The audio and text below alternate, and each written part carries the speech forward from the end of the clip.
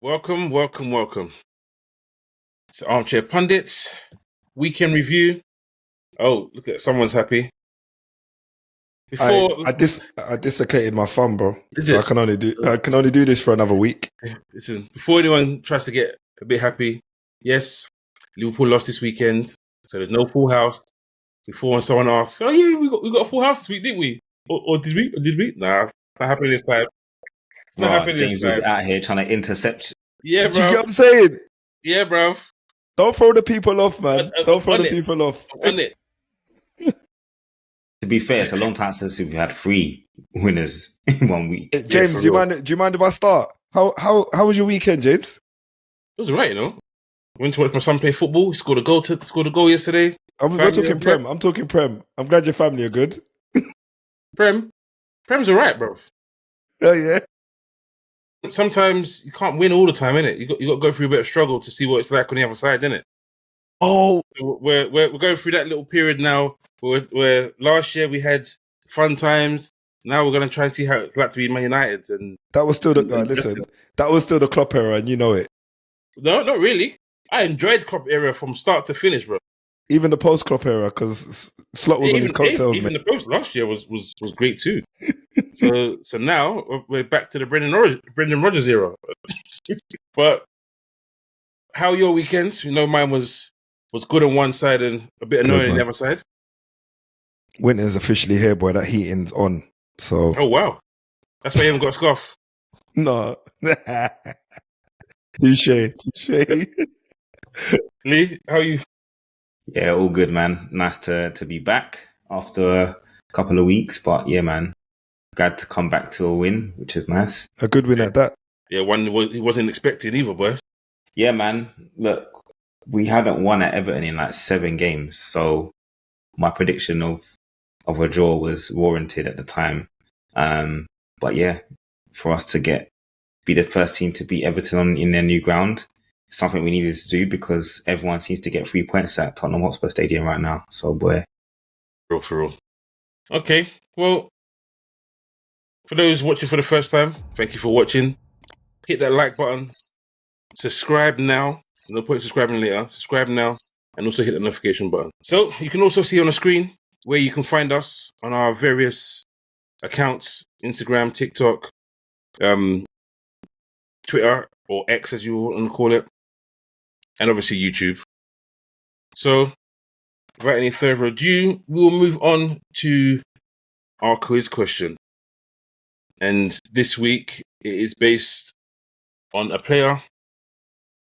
In fact, let me not give up too much. No clues yet, bro. Can we thank everyone in the comments as well? Because there was quite an uptake last week from people guessing in the comments across, I think, all platforms. To be fair, so yeah, thank you all for taking a moment just to kind of get them brains churning and just maybe looking at Google slyly. I know a couple of friends of mine were in the comments acting like they knew, but I know they didn't really.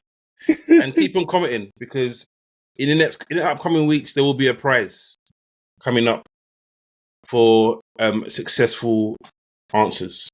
But this week's Guess the Player is coming up right now. Can we just shout it out, James, or do I have to wait? If you know who it is, you can. But I can see it now. This one's a good one. I thought he's one of your boys, so I respect you for that. So, do you both know who it is? If you both know who it is, then you can both say it simultaneously. When Million's ready, are we doing a countdown or? Oh yeah, I'm ready. Right. 3, 2, 1. 2, 1.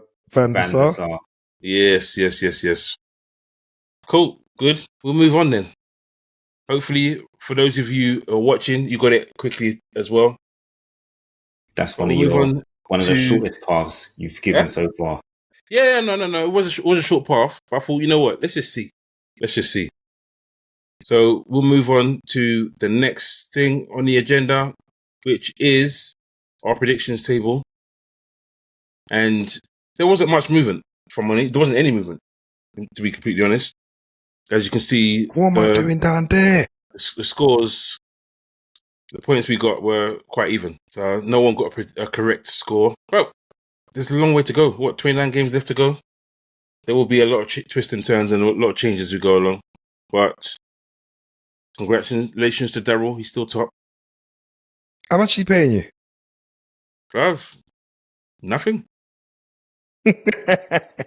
Nothing at all. But yeah. I'm pretty sure in the next 3 weeks it will look a bit different than this. And it's up to Bevan to catch up, because Bevan won it last year when it didn't actually count, when we were just playing around. You know. Now there's a trophy on the line. He's bottled it. He's down there. So, but yeah, cool. So the running order for this week's show will be a quick discussion on Arsenal, as one of our Arsenal panelists fell asleep through the sheer excitement of being top and clear. So unfortunately, you won't get the full in-depth Arsenal review that you could have got. Then we'll discuss Man City's shock defeat. That'll be brief, because obviously none of us are Man City fans, but it is relevant. Then Liverpool, Champions in crisis. Then Tottenham, Van de Ven turning into Gabriel. I don't think none of the Spurs fans will like that. No, but they'll like the fact that he scored 2 goals, so it is what it is. Then obviously Man United breaking the Brighton Hoodoo.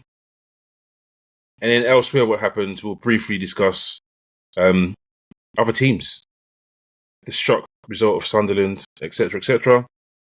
And then finally, the favourite part of the show, Player of the Week, Moment of the Week, and then prediction time. So, with Bevan not being here, I'm probably sure he won't steal my Player of the Week and predictions this week.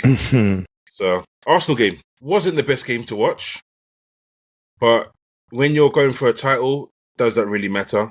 No. Because last season, a lot of our games weren't the best game to watch, but we just got our wins. But Arsenal are doing what they need to do. They're using a great strength that they have of set pieces to get starts in games, to help them through games.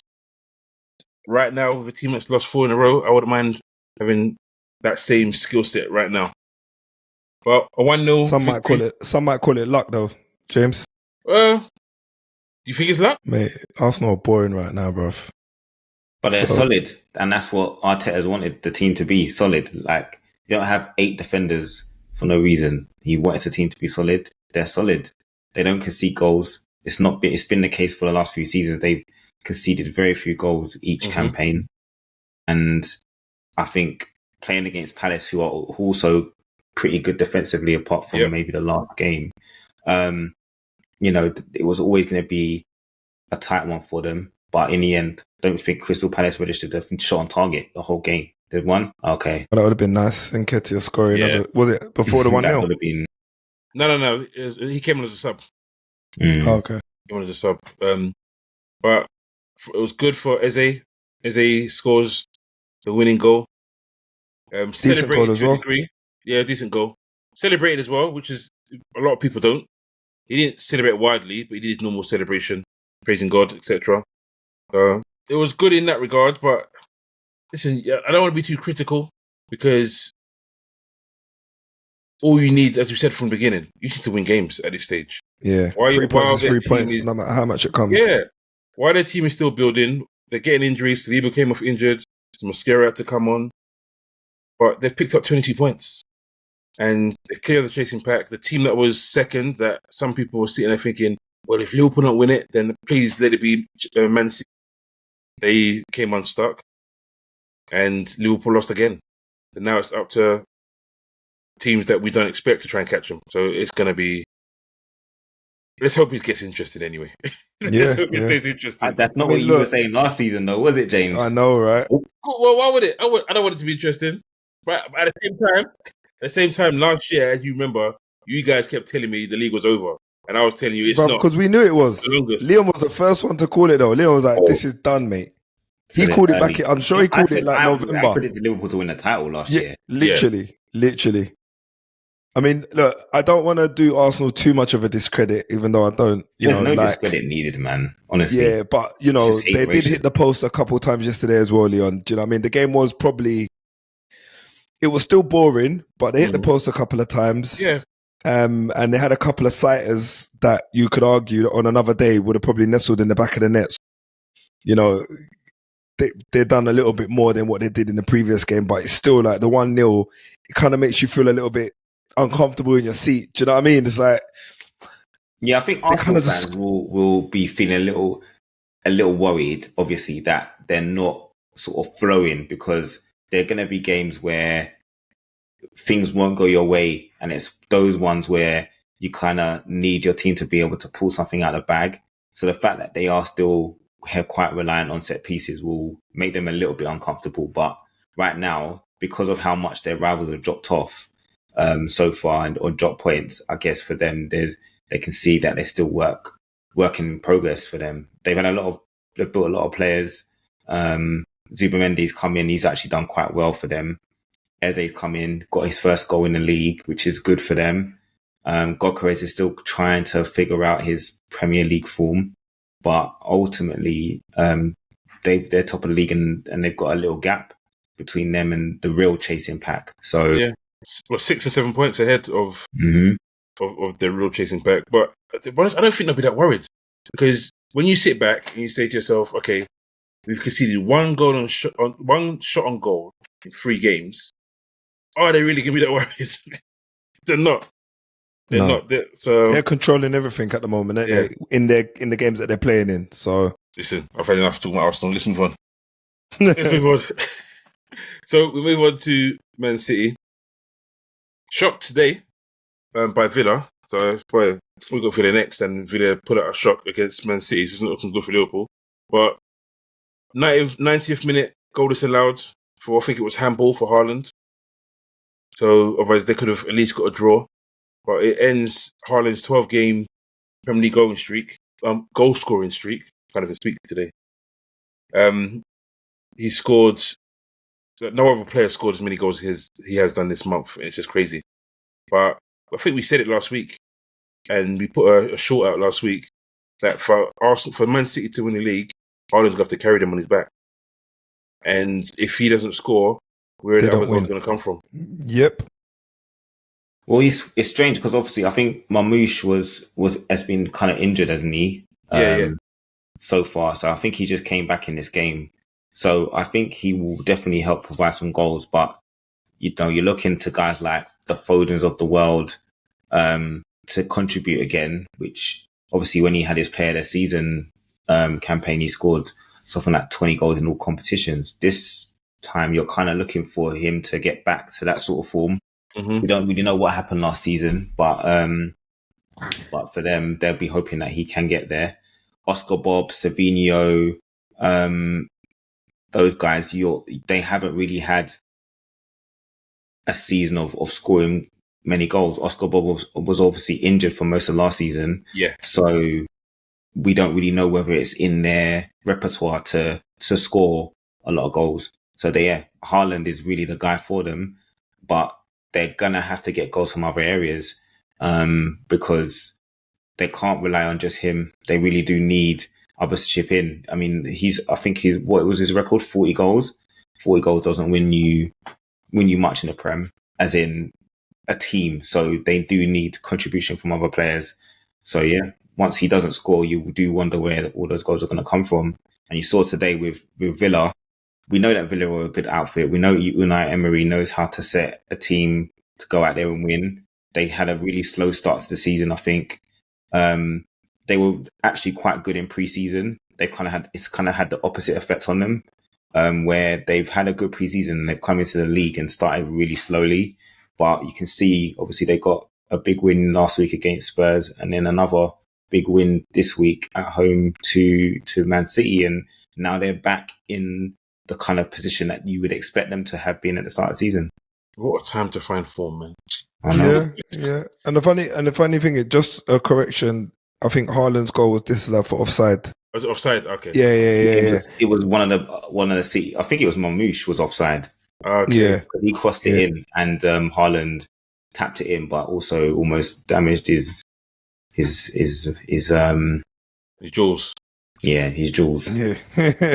In the process. I think, just kind of linking up with what Liam was saying about the goals. I think when I look down, the squad list of City, they've got a lot of people that could create opportunities, but not many that can finish them. and they've literally got just Mamouche and Haaland. Not to repeat again what Leon said, but you do worry that, I said, as a football fan, not as a United fan, you do worry that their team have only one person that they can really rely on to convert all the chances, and if he doesn't come to the party, then the party's going to be done early, really, isn't it? So yes, yeah. Okay, cool. We'll move on to Liverpool, champions in crisis. If you haven't watched my post-match that I did yesterday, after this, watch it. The link will be there at the end. You can just click it at the end of the show. I've said enough. So that mean you want us to chime in? Yeah, as usual. No, it is. I know there's going to be some bias coming from Lamont because he's fully enjoying it. Fully enjoying it. You know what? So I want to hear your want. view, because you're more impartial, because you have no skin in the game. So obviously, Lamont will say his piece to mock us, and then I'll say what I think is going on after that. I'm just being honest, mate. There's no mocking over here. One thing we have to say is that as champions of the league, what has struck me this season is that teams don't seem to fear you guys like they should do. And they've obviously done a lot of teams are doing their homework. Like right now, Brentford, or not right now, the teams that have managed to get wins against you are the teams that know how to play physical. Liverpool don't seem to be able to deal with that. So first balls, second balls, Liverpool don't seem to be winning those like you would expect them to. I don't know whether it's personnel or it's the culture, but under Klopp, you would never ever see what's happening now in terms of losing the physical battle. It just wouldn't happen. But I don't know whether it's because they brought in quite a few players. Obviously, there's different personnel, different attitudes, people trying to mix in. But to me, the way Brentford played, and James, even during the game, you could see you were worried from the get-go. Like, you could see what was happening, and you were almost believing that you were gonna struggle in the game from pretty much the first half. And that's how from the jump. Yeah, Brentford were the game done. Brentford were on job, bro. They were on job, and the thing is, we know what type of Brentford. We know what type of team Brentford are. So it wasn't even unexpected that Liverpool should know going into the game what to expect, and that's exactly what Brentford gave them. And I think it's the fact that Slot hasn't been able to make the changes that will make a difference. So if you could, like we saw last season, that Liverpool had games where they were struggling in the first half, and then they'll turn it around, change the formation or change the system, and be able to pull something out of the bag. That's not happening right now. And I think that's just because Slot doesn't really know what his best blend is within his team. He doesn't know what the best blend of players is. He doesn't know what the best system is right now. I think if Liverpool had done all of their business, and I say all, I mean, I think the Isak deal dragging on didn't help. Obviously, Jota didn't help, but you can't use those as excuses, because the guys have got to go out there and they've got to do a job. And right now, I just feel like Slot has to go back to basics. All the experimentation, do what the players know how to do best. Play the players in their best positions and get them to do the simple things. Play players where you can get the best out of them, because all this swapping around, changing around is not really working. And he's going to have to stick or twist on certain players, because there's guys like Chiesa who every time he comes on, he causes a problem. But he can't Why get a is start. he not starting? Why hasn't he get a start, bro? A chance when other players aren't necessarily playing well, or have been playing at the start and haven't been playing well? It doesn't make sense. So I don't think Slot's brave enough.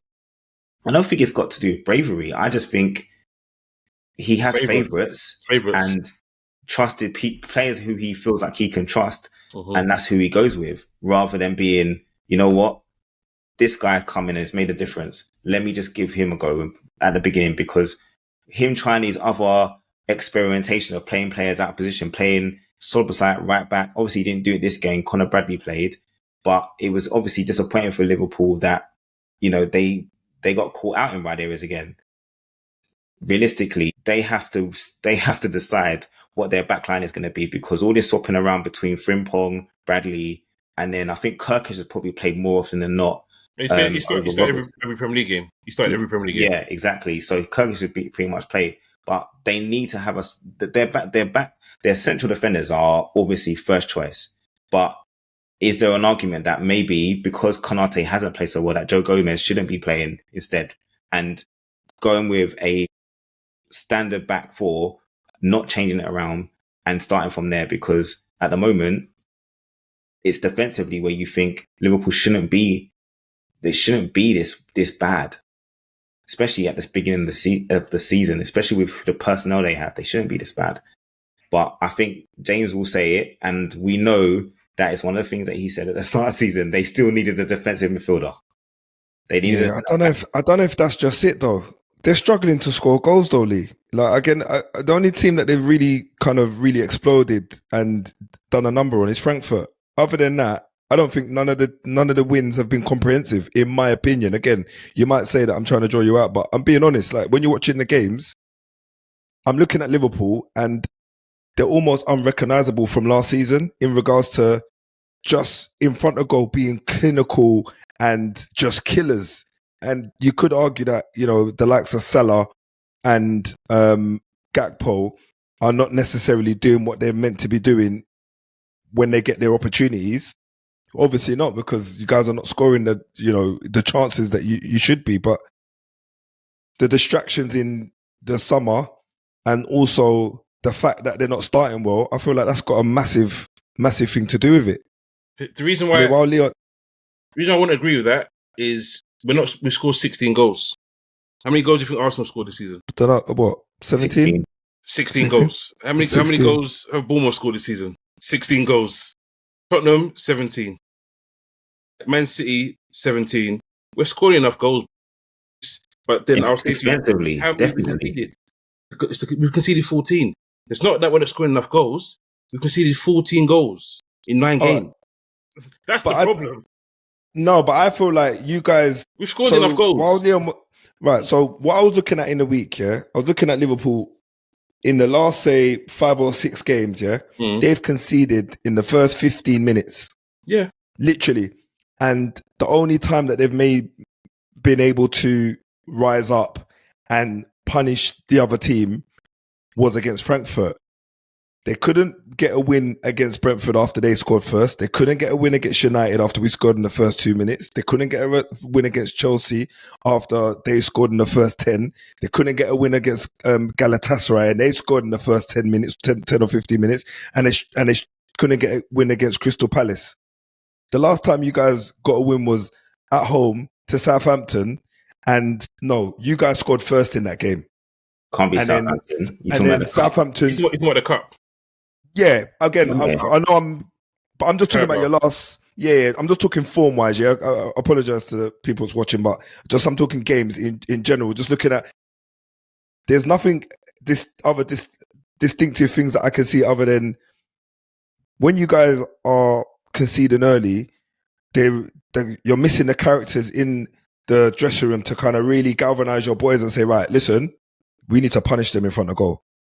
Last season, you guys were conceding early and on getting lucky enough not to concede, and then literally just killing the team off after half an hour. You man were getting 2 or 3 chances, 3-0. How did that even happen? Because you weren't playing around with your chances in front of goal. So I know you might say, all right, we got the same amount of Arsenal, but it tells you where the problem is. It's defensively, bro. You can't ignore it. It's defensively. End of the day, Arsenal conceded 3 goals. We conceded 14. That's the team. That's who the head-to-head was supposed to be against. Difference. I don't think Alisson. I think Alisson's also got, him being out as well. I think that's got something to do with it as well. To be honest, yeah. Since he's been injured, we lost the first game. Who did he get injured against again? Was that in Europe? Injured against Galatasaray. I thought so. So he played the game where we lost to Crystal Palace. Mm-hmm. Again, listen, we conceded first in that game, and we scored. We came back 1-1, and we conceded in the last kick of the game in that game. Galatasaray, cool. We conceded first, we didn't get a goal. But the next game, we conceded first. I think it was Chelsea. We scored late, and then again we lost last minute. So in those kind of games, it's like, okay, we've lost a couple. Just hold out, get a draw. Getting a draw against Crystal Palace in the form they were in at the time wouldn't have been a bad thing. Getting a draw against Chelsea at the time wouldn't have been a bad thing. But what was happening was we were late in games, a set piece against us, and we conceded goals because certain players were trying to attack. So the ball's in our box, and instead of thinking, let's sit in, clear it, and then attack, they were gone. And then the ball turns over, and then players that should be in position are not. And it's down. Listen, there's a lot of problems that I see in terms of, Leon was correct in terms of Klopp's time. It's the leaders that he had. A lot of those leaders are gone. Where I'll push back in terms of, I've heard a lot of people say it, Joe Cole said it, is how can you sign so many players in the turnover? That's nonsense. Because when you look at it properly, Trent left. So we had to buy a right back. So we bought Frimpong. Everyone said Liverpool's left back situation was terrible because Tsimikas wasn't good enough and Robbo was finished. So we had to buy a left back. And we went and bought the best one by records. Stats wise. Yeah. It's left back of the season last year. So in theory, that's a good signing. We had to buy a striker to cover Jota because unfortunately he passed away. He was one of our two strikers, so we had to buy someone to cover him. So that's Ekitike. We sold Nunes. Everyone in the world. I think Ekitike was more of an arrogant move than a chess piece. To be fair, let's stop that. Let's figure it logically. Let's stop that. No, seriously. Let's stop that because we had two strikers last season. Everyone knows we have to sell. Everyone knows we have to sell. Jota. You didn't buy Jota. Sorry, you didn't buy Ekitike to replace Jota. You bought Ekitike because you didn't want Newcastle to get him. No, that's why you bought. You wanted to replace Jota. It's nice to replace Jota. Come on, bro. Banter-wise, it's not. Let's just be real. That's not. We have to replace Jota. Ekitike came in after Jota died. The whole Nunes, everyone knew Nunes was going, and from the beginning of summer, it was Isak. So Isak was replacing Nunes. So people saying, "Oh, we're replacing too many players." Everyone said we had to sell Nunes. So we bought a striker. So now people are saying, why did you buy such a good second striker? What kind of nonsense is that? Why did you buy such a good second striker? You should have bought a striker that wasn't as good. But then at the end of the season, that's a ridiculous comment. That's ridiculous. If we lose the league, and they'll say, oh, well, you had a chance to buy Isak. You had a chance to buy Ekitike. You didn't. So that's why I push back at that. Left wing, Diaz wanted to leave last summer. We said, no, you can't leave last summer. So we made him stay one more summer. This summer, he didn't want to stay. He didn't play any preseason games. We couldn't stop him. So we were like, okay, cool. Who's going to give us the most money? Barcelona came in with some paltry fee. We said, get out of here. Bayern Munich came in. We said, okay, cool. Pay us this money, and then he can go. So when you think about it, the only person we signed that was outside of an actual need to replace someone was Wirtz. And the only person do you think you needed to purchase Isak then? Right, bro. Yes. You sell it. Bro, you can't have one good striker, bro. Exactly. You need two. You need two good strikers. Let's be real. If Sesko is not scoring for you, who's the next guy as a centre forward? You're having we don't have other guys in there. Xerxes. What? Xerxes. I can see the smile on your face. So okay, so you've got Xerxes, who you spent how much millions on him last year? No, I hear it, but it's for me, because we're losing. It's very easy to say you guys have done too much turnover, this, that, and the other. Because it's very I don't easy. think it's that. I don't think it's that. I do think it's. I think it's what we spoke about earlier. It's not fault. He doesn't know he doesn't know what he wants. It's a system change, yes. In terms of system change, it's Slot's fault, yes, 100%. Yeah, I think it's man management, Jay. I think it's man management. I think it's man management. Yeah, I think he doesn't have. And I said it earlier on when Liam was giving his kind of review. Yeah. I personally believe that he isn't brave enough to make the call and drop certain people. Personally, I feel like Salah and Van Dijk have both been underwhelming since the beginning of the season, yeah? And in the last few games, it's come to fruition more than it hasn't. Like, them guys have been exposed for the frauds that I believe they are. You know, That's why until that's why you man I turn can't it take it into seriously. some I have to decent switch results. off. I'm Sorry, I have to switch off. gonna stand on it, dog. I have to I'm switch off. I standing can't on take it it. seriously Them man are because frauds. Them people, man are people say frauds, that, man. Yeah, but then, you're but then doing when the They we go most, signed back, the bro. contract and they're not turned up this season. Them men are in Miami, bro. They're already there, chilling. Bro, when There's Kevin nothing- Schade Yeah. got put through on goal, who was supposed to be marking it? Kanate. Right. So what's that got to do with Van Dijk? Actually, No, but I'm not talking about that point. I'm not talking about that time. so in the first goal, what's that got to do with Van Dijk as well? In the first goal, But he's the one who's orchestrated. He's the leader, innit? He's one of the leaders. Bro, So you can tell surely someone he's to do a got. job, but if they don't do it, is that the person who's telling them's fault? If they know what they're supposed to do and they still don't do it, how is that his fault? Like I know you're trying to white chase. Oh man, I love this game.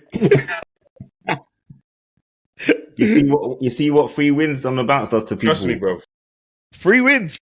On the bounce in a row in the league. We're getting in the 4, league, bro. No, but you haven't got 4 yet. No, Yeah, it's Even coming, got it's 4. Where coming. you get 4 from? It's You mean coming, 4 it's coming. goals? It's not 3 4 wins, goals, bro. yeah. 4 goals in the game. That's what I'm.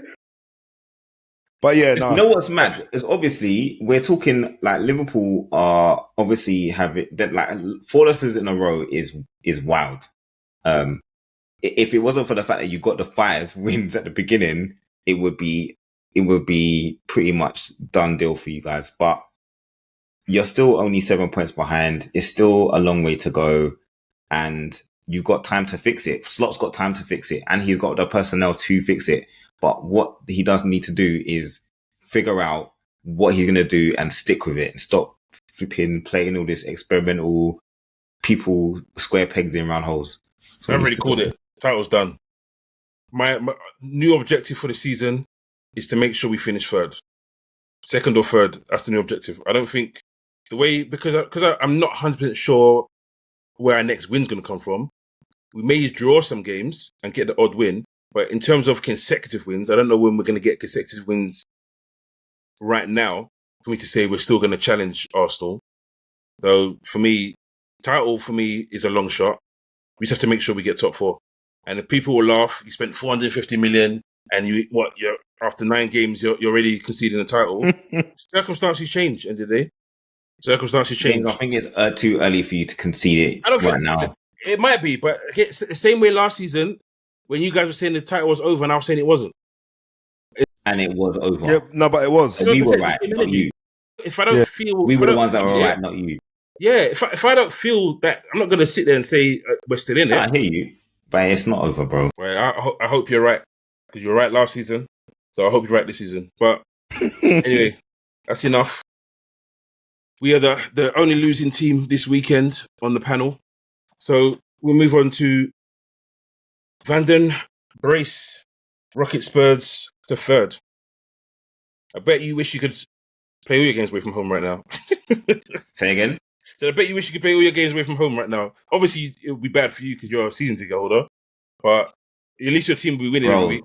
The misery that I have going to home games right now is mad. But honestly, this away form is so un-Spurs-like.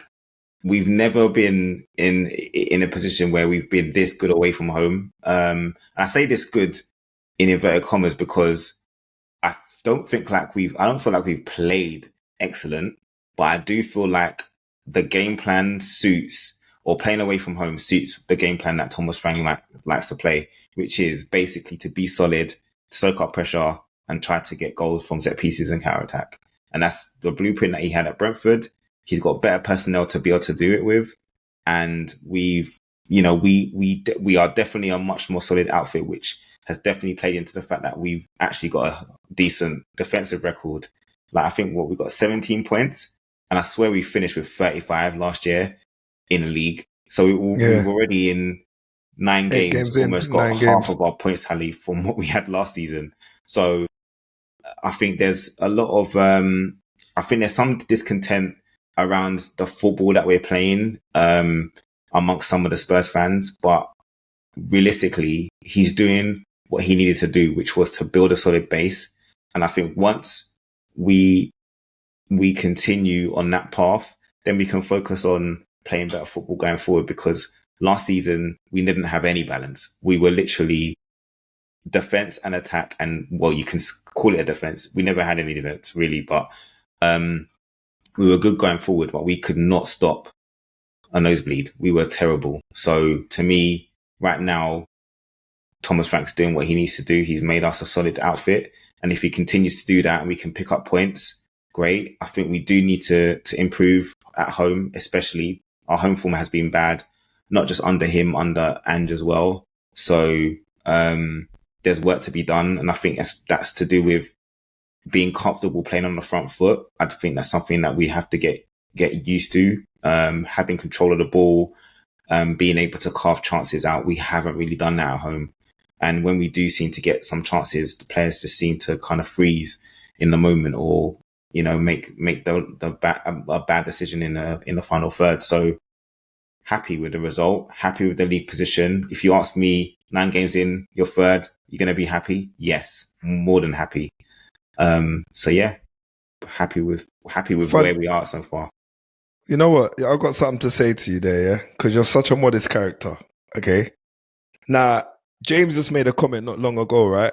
Regarding how many goals have you scored? And you made a comment saying that, you don't feel like you've scored enough goals.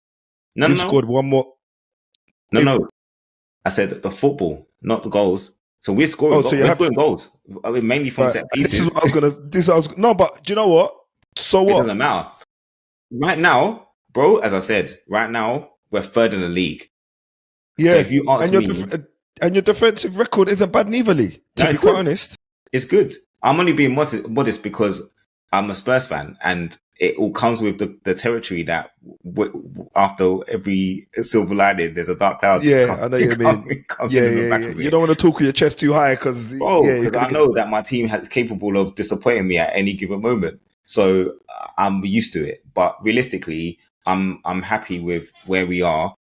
Do we want more? Yeah, 100%. Every club wants their team to do more and to do better. But if you ask me again, at the beginning of the season, if you're third in the league after 9 games, are you taking that? Yes, hands down. We're still missing some key people who are out injured. Yeah, that's what I was going to say.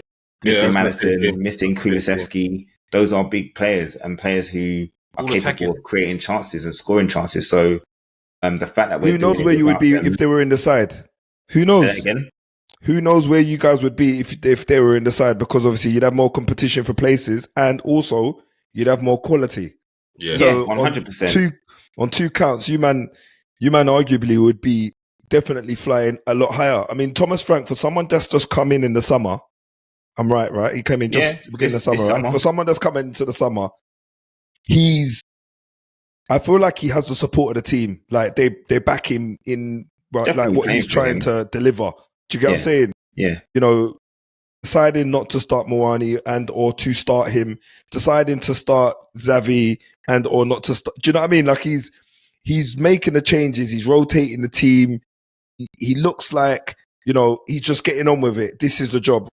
Off, next one. Or, he's making decisive decisions, and I feel like he doesn't look like a diverer.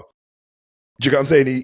He's got an idea, and he definitely looks like he's got some sort of identity, but I do feel like you do need the quality, because although you are scoring goals, there's a lot of chances that you guys are missing. I feel like, boy, I don't know how long you can go on with missing these chances and actually not get, it in the back in your net, basically, because Vicario has had an amazing start to this, in my opinion. I mean, I don't watch him every week of it. Well, I do watch him more now. The last couple of games, I'll be honest, Monaco should have beat us big time in the Champions League last week.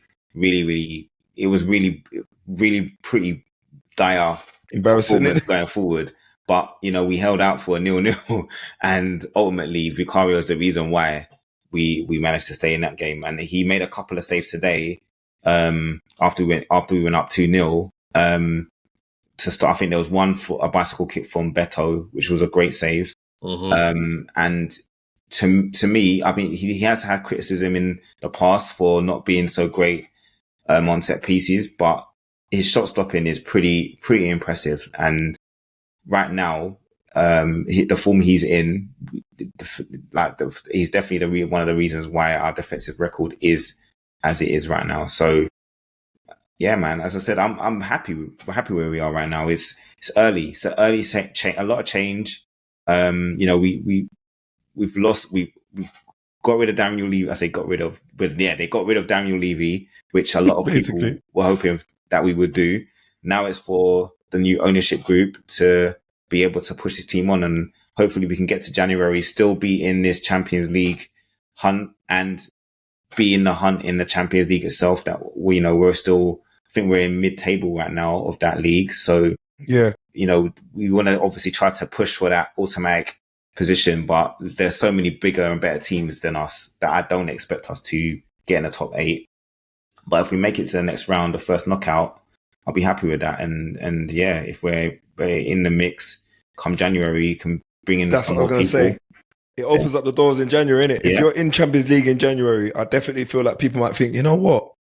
That might be my easiest way to get into Champions League, because I'm better than half the players or some of the in that position, and that's what people would look at as a possible move. Okay. Yeah. All right, then. So, well done, Tottenham. VAR situation there as well. Right call, wrong call. What, for the O'Reilly? I don't know why it took so long. Bro, it's the right What call, did this allowed man. go? He was offside, 5 man. minutes. They were, two of them off was offside, bro. And he was sandwiched between the both of them.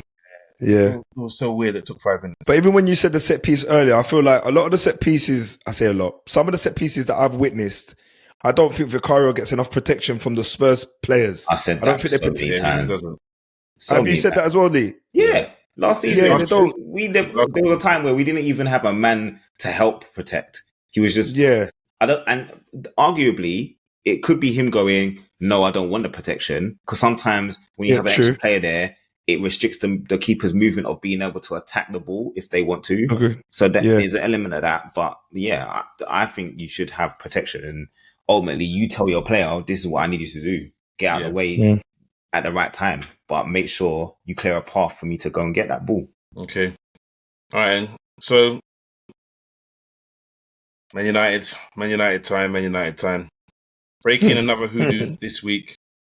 Probably only got about 2 minutes left before the only next half segment. a hoodoo, by the way. Oh, shush, James, about 2 minutes. We've got time. We've run out of time, bro. We've got like 2 minutes to say your piece. Okay, listen. Firstly, it was only half the hoodoo's broken because Danny Welbeck scored. I called it, didn't I tell you last week? Bro, I said it as well. But I said it, guarantee he's going to score. Yeah, you did, to be fair. I got an extra point in the table. No chance. No. Did you see it? I got an extra point. No. Got goal scorer. I can't lie to you. I mean, going into against Brighton, I was a little bit, 6-1 half a dozen in the other. I wasn't entirely sure. Obviously, I'm always going to tip United to win at home, but obviously after last season, it's a little bit difficult to even gauge where we're at. And obviously Amorim stepping in also, it's been a little bit, he's been very inconsistent up to recent times. I would say in the last couple of games, Liverpool being, ideally the real identity, really eyebrow raiser, if you like. I could see that the guys had really backed him, and you could see they're quite fearless and they trust in each other in this new formation, if you like. In just how aggressive we are when we're going to attack players that have got the ball and trying to win the ball back and turn over higher up the pitch. I mean, at one stage when I was watching the game yesterday, Bruno, Cunha and Mbumo were in the 10 position. Sesko was in front of them and Kazi was basically on his own in line with Diallo and Dallo. And I'm like, wow, that is a very aggressive press. Because if they dink it over the top, we are definitely in a problem with Minte and, the likes of Welbeck up front. But yeah, we done well. Lemems again, I mean, he done well, keeping a clean sheet up to the 70th minute. There was a couple of sighters that he dealt with. Ball coming into the box, very commanding. For someone that's fresh into the Premier League and he's come under these conditions of goalkeepers having been in the spotlight and struggling to really, find form, he's done really well. I can't really fault him too much. Should he have done better for that free kick from Welbeck? I would say yes. But it was a good free kick at the same time. So it's one of them, and it's gone over the wall. And realistically, for me, it looked like it was in the middle of the goal. I feel like he should have got a hand to it. But outside of that, I don't feel like he put a mistake wrong. Yeah, Brian with the brace. Cunha gets his first goal at home at the OT. You could see that relief kind of lifted off his shoulders. I don't even know if he knew how to celebrate. He was just, you could see he was just like, you know what, finally I got my goal. Now he can get up and running. So I'm now kind of excited for the season ahead because everybody, all the new boys have scored. I mean, all the attacking boys anyway have scored. We've got a keeper that I can argue trust now. Our back 3, 4, 5 defenders, 6 defenders, they all look comfortable in the rotation in the back 3. And Diallo looks like Diallo again. Because for the first couple of games of the season, he looked like he had a cold or something because he was moving a little bit mad. And now he just looks like he's finding his feet again. So, yeah, man. Question for you. The 4th win. Go on, bro. Is it a blessing in disguise that you played so badly last year that you got no Europe, that you'll be able to do the 1 game a week? Because what he complained about a lot last season is he didn't have enough time on the training pitch to get the players to learn the system. Now he's got a week before every single game to set up a plan on how to beat the opposition. So has that been a blessing in disguise? I definitely do think it has been a blessing in disguise because realistically, when you're going to be changing the tactics the way he's changing them, you could see that it needs time to bed in. I don't think none of these guys, to begin with, and even up until recent times, let's be real, right? At the beginning of the season, I think you could see that they were struggling to get their head around what to do, where to be, who to mark, when to press, when not to press, what gaps to fill. In the last 3 games, you've noticed that those gaps are starting to be filled with more confidence. You know, they've been more fearless. They've been taking chances. So, yeah, man, I think, James, you've asked the right question there, honestly. We're at Champions League this season. I feel like it's probably given him the room he needs to work because I feel like he would have been under too much scrutiny with back-to-back games and potentially not getting the results that he needs to get further down these competitions to make everyone happy, if that makes sense. Don't get me wrong, I still don't forgive him for Grimsby, but we'll work on that. We'll work on that. So have you turned the corner, or are you still reticent to say we're Man United are back? Let's have a Man United are back. I'm going to use another B word. We're better. Okay. I think that's very clever and very understated considering who it's just come from. Because normally Lamont is gassed. So the fact that he's erring on the side of caution it says something right now. Do you know what it is? I think my issue is, right, even though I say that the defense and the goalkeeping looks good, and you know I'm giving it all those nice little superlatives or whatever you want to call it, I do feel like our defense, we're still conceding goals, we're still losing focus, and times in the game where it could really do us a disjustice. For example, conceding 2 goals in like 10 or 15 minutes when we were 3-0 up at home. Like, what? Like, honestly, I was losing my mind. At 3-2, you could even see it when the 4th goal went in, the relief on Amarin's face, like, he's smirking because he's like, make it hard work, guys. Like, and he's right. Like, just stay focused. Run the ball to the corners. You got Cunha and Bruno. They're running the ball and they're trying to whip the ball in the box or, you know, do cheeky things in like places where it's not necessary at 3-2. It's like, come on, boys, man. Like, honestly. So those little things, I feel, those naiveties, we need to get out. You know, we just need to get the 3 points and move on to the next game. Yeah. I don't mind a little bit of ambition. Say again? Brighton was shocking as well. They're passing. I've never seen them pass. Like, they're such a good passing team. And I don't know if it was the fact that you didn't give them the time and space, but they were just kicking out play at times. And I was like, what is going on? No, this sometimes happens with Brighton. There's games, like it happens, I've seen it against Arsenal as well, where they still play risky football. Like, you literally have to be on job and your passing has to be accurate because of the way they play. And if they lose the ball, there's gaps because they play a very stretched shape when they have the ball in possession. There's gaps between. They try to create space for each other by split it, or they try to split the opposition's team by stretching the play. But if they lose the ball, or if they make a misplaced pass, then. And there was a few risks they were taking yesterday as well, Leon. You're right on that. And they were taking a risk in the wrong positions. Yeah. Because you're not lucky one of your goals. Bruno, do you not think it should have been a foul? Sure. What? From Kazi's goal? And that was what I was touching on. Yeah. When Shaw pulled... that was for Casemiro's goal. Yeah, definitely. It's a foul, isn't it? And referee just said, well, play on. Old Trafford, bro. Old Trafford still got the aura. Yeah, no, sorry, it went for Casemiro's goal. It's for Bruno's. For Brian and Bumo's. In Bumo's goal, sorry. Yeah. The ball went to Cunha, and then he passed it. Again, he's the left centre-back, yeah? And he's picking up. He's basically in the attacking third, winning the ball. And that's what I talk about, bravery and also fearlessness and confidence that the guys behind you have got in control of the gap you've just left. Do you get what I mean? So that there, I wasn't seeing that last season. Because the guy that got tackled, he would have turned and been going towards our goal. That's what would have happened last season. Yeah. So, I mean, was it a foul? Nah, it wasn't. What, the pulling of the shot? Even Gary Neville said it was a foul from the moment he saw it. Sometimes you can't listen to Gary, bruv. Sometimes. You don't listen to him sometimes. I don't actually, usually. With that Liverpool game the other day, I had to switch commentators, bro. You said you switched it off to another channel, innit? I couldn't stand him. I'm going to ask you guys a question before we move on, though. Yeah. Minter, the tackle on Minter. Dogu, what card do you reckon? Yellow or red? Last man, running in, and he's tripped over. It's not a red because he's never getting to the ball. The goalkeeper literally just about to pick it up. And if you look at it, Minter Dogu doesn't, I don't think he deliberately impedes him.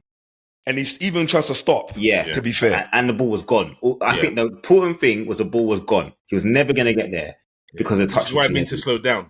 Yeah. Because he knew he wasn't getting there. He wanted the contact. He wanted the contact, didn't he? Yeah. All right, cool. Very brief.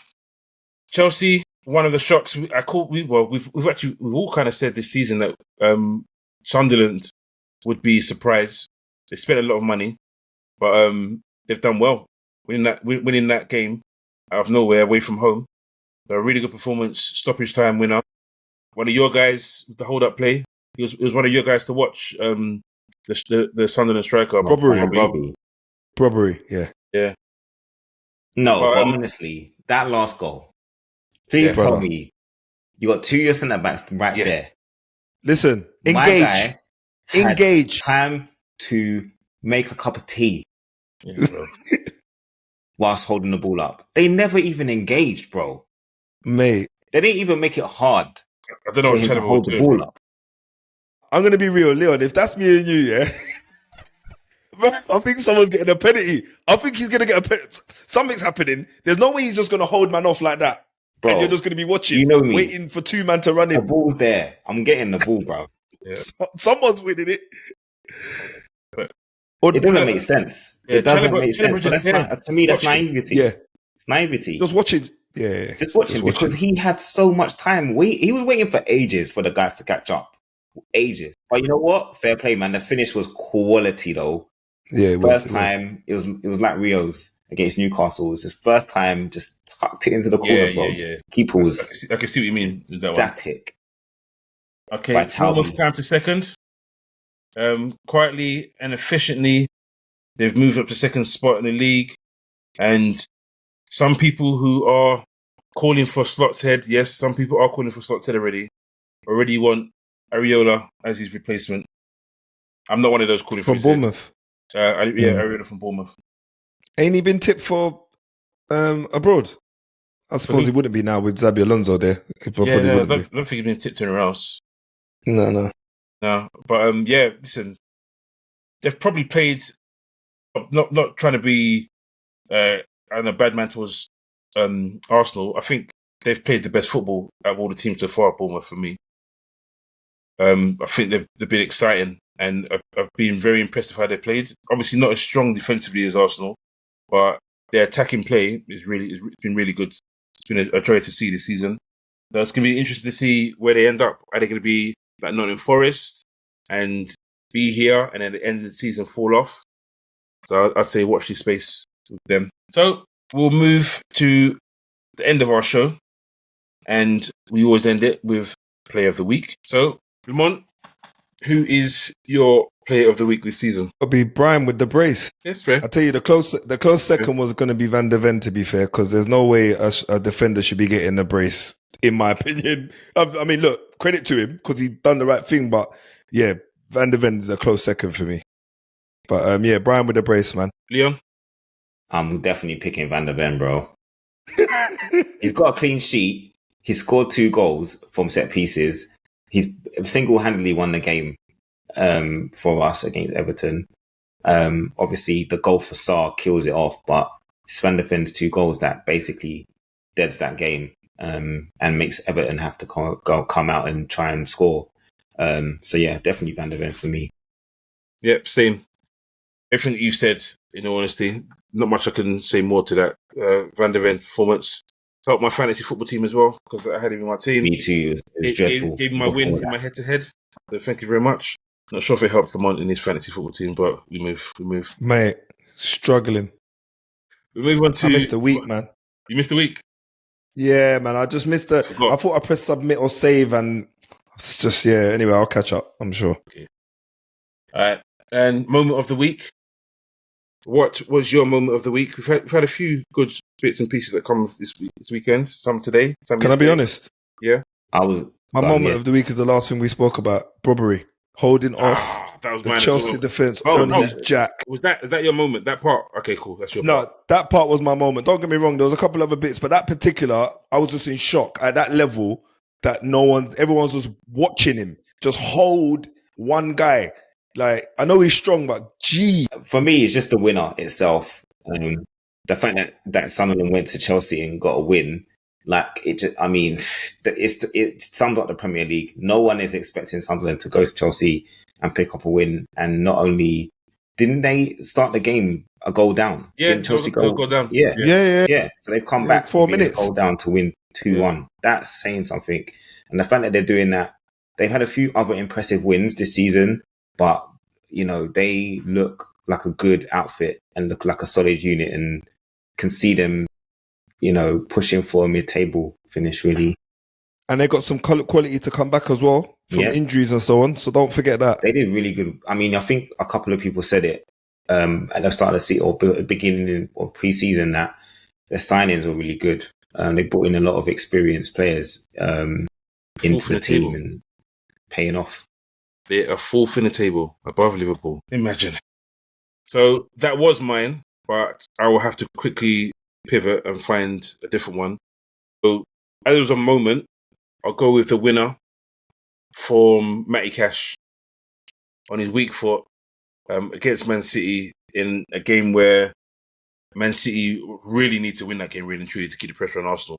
And Aston Villa really need to win it because they've had a horrible start to the season.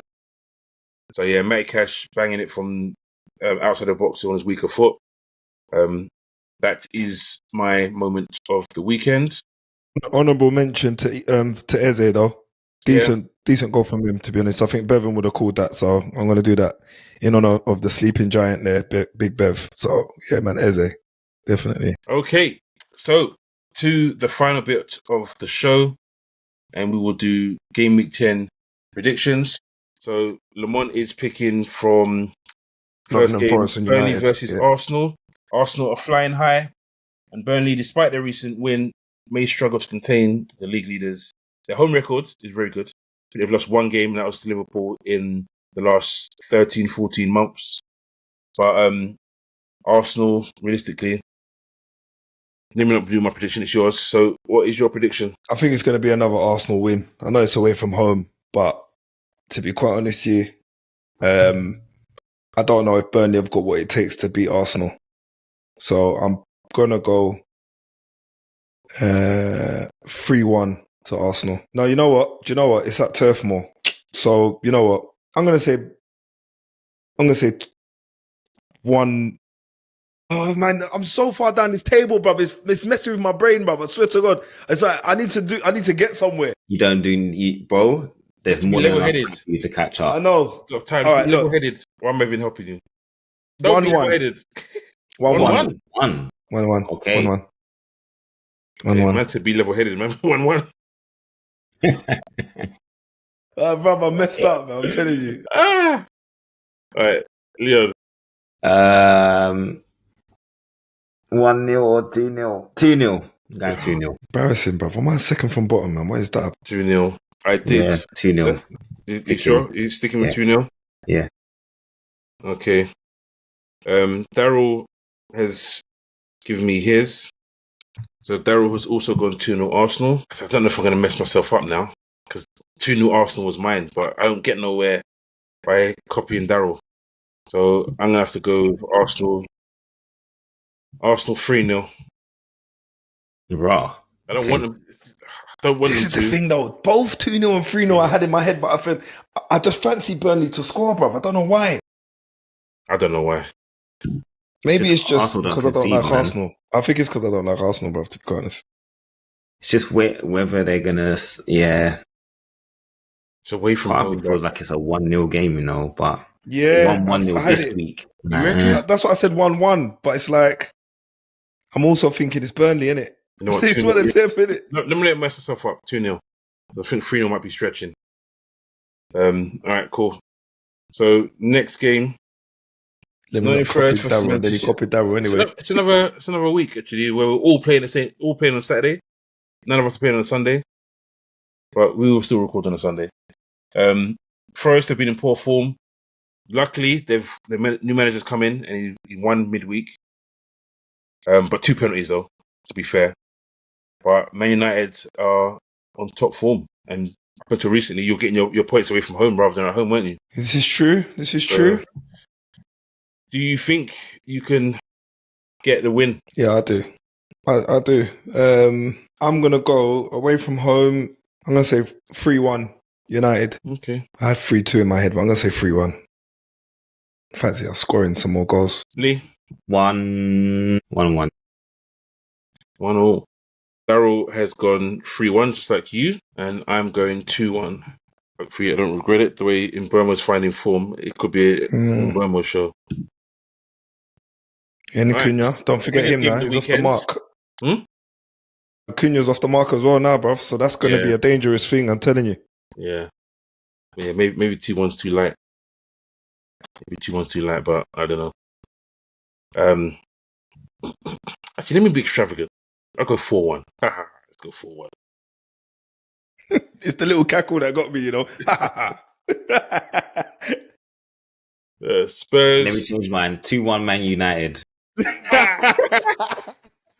You're lucky. What did you say? What was your first one? Because really and truly, you're not supposed to. Shouldn't be allowed to change after. Don't let me change it. Then don't let me change it. It's all part of it, man. It's all part of it. 1-1. Change it, man. Sure. We'll give you that. Everyone gets one. Leon's had his one. Yeah. Is that it for the season? You've had your one for the first half of the season. Then it will be set second half of the season. It's like fantasy football league, isn't it? Yeah, bro. What's Spurs versus. It's the biggest game of the weekend. Spurs versus Chelsea, and a game where I know Leon is never overly confident with, but amongst his first. With good reason, bro. Yeah, understandable. What's your score, Lamont? Who's at home? Spurs. Not that it matters. I don't think it does, to be honest, because you boys are just a little bit horrible at home at the minute. Yeah, we're also horrible against Chelsea. I don't think. The funny thing is, I don't think Chelsea are going to be able to stop you guys from scoring. I really don't. I don't. They're defensively. I don't think they've been great, in my opinion. So Sanchez is always going to give you something. 2-1 Spurs. Oh yeah. 2-1 Spurs. Yeah, Leon. He's got 2 scores in his head that he's toying with, and he just doesn't know which one to go with. There's 2 scores, man, and I know what one of them is. Are we going to keep a clean sheet or not? Are we going to win? Yeah, so he's. Oh, is that what you're toying with? Let's start there. Fair. Bro, I have never seen us beat Chelsea ever live. Never. That's saying something. Oh man, 2-2. Leon. Really? Leon. Bro, I've never seen us beat Chelsea, bro. Oh well. Right, Daryl's gone 2-1. To Spurs. Yeah, no, he's gone 2-1 Chelsea. Really? See? You guys are really... Bro, we've been there. We've been in down that road, bro. Chelsea are a problem for us, an absolute problem. To be fair, I'm looking at your head-to-heads, yeah? The last time you beat them was in 2023, blood. So, yeah, you're probably about right. I'm surprised it was that recent. And it was 2-0 to Spurs. I'm going 2-2 as well. Boy. Oliver Skip and Harry Kane. Oh, yeah. Yeah, Chelsea were having a bad time then, them times there still. I wasn't there. I mean, they had Mount, they had Ziyech, they had Havertz, they had Aubameyang, Sterling. Yeah, they had a lot of guys there. They had some dons there. So it's not like... Yeah. And guess what? I wasn't at the game. Maybe I shouldn't go. Was you not? Who was, sorry? I said maybe I shouldn't go. We might win. It's a Saturday afternoon, isn't it? The evening, 5:30. Evening. Are you 5:30? Yeah, 5:30 game. Mm-hmm. You're before us. Okay. We're at 8 o'clock. Okay. So, a really intriguing game. At Anfield, I'm not going to jinx it. Our Anfield record up until some people decided to trample over it. It's been good. Yeah, with their 4-leaf clover coming to Anfield with that business. But we're desperate to stop the rot, Lamont. What do you see it? Or how do you see it? Oof. Yeah. I see that being your well, they've done a number against City, and I feel like they're going to do a number against you, but I don't know if they're going to beat you. I think it might be a draw. I think it's going to be similar to last season. I think you guys are going to get a 2-2 draw. My heart's saying 1-1, my head's saying 2-2. We won at home last year against them. Did you? Yeah, I'm pretty sure we beat them. I could be wrong. 2-0, yeah, my bad. Yeah. 2-2. The joke is that's a horrible scoreline I was going to go for. So you might make me change my mind as we're talking. Leon? 2-1 to Liverpool. There's going to be a controversial decision in that game. Daryl has gone for the same scoreline. Has he? Mm. Yeah. You guys it's not helping. Spend too much time with each other, I think. Honestly, I didn't even know. He must have sent it to James. Yeah, he did the right thing. He sent it to me privately this time, so that we can't see it. Yeah. When Daryl asked me, I told him 2-2. I said he had more faith in Liverpool than I had. But now that Lamont's gone 2-2, do you want to go with Lamont? I'll be the villain. Don't worry. I don't think we're going to lose. I think the rot is going to stop. But are we going to do it with a win? You know what? Let me just try and be positive. I was too positive last week. I thought we were going to win 3-1 at Brentford. I'll go with 2-1. I was going to say 2-2, but I'll go with 2-1. That way I won't be upset with the right score. Okay. So we've come to the end of our predictions. We'll see how these predictions pan out. And of course, we invite all of you listeners to play along as well. In the comments, give us your own predictions for these games. And anyone guess all 4 results correctly? Can you do better than we do? What we'll do, we'll compare notes next week and see. If anyone in the comments gets the correct score, you'll get shouted out on this show next week. But other than that, we'll get Bevan's ones during the week. You'll get one reminder to put it in. After that, it's none and void. But thanks for watching, guys. That's a wrap for this week. It's Armchair Pundits podcast. Covered all the big stories. Arsenal sitting pretty at the top, unfortunately. City and Liverpool stumbling. Spurs and United on the rise. And plenty of late drama elsewhere. With, how do you say his name? Taubi scoring a dramatic last-minute winner. But it's been a fantastic game week 1. It's been a fantastic game week 9. I wish it was game week 1. I bet you do. It's been a fantastic game week 9. And as always, the Premier League has delivered. Thanks for tuning in. Don't forget to like. Don't forget to subscribe. Don't forget to hit that notification button. And don't forget to share. This has been the Armchair Pundits. Peace out. Have a good one.